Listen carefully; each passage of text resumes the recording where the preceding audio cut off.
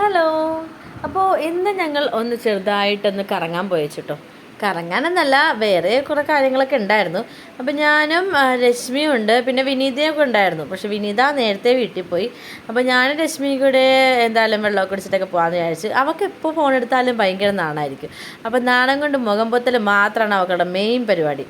എന്നാൽ മര്യാദക്ക് നോക്കാനും ഒക്കെ അറിയാം. ഇപ്പോൾ കണ്ടില്ലേ എത്തി നോക്കിയത്.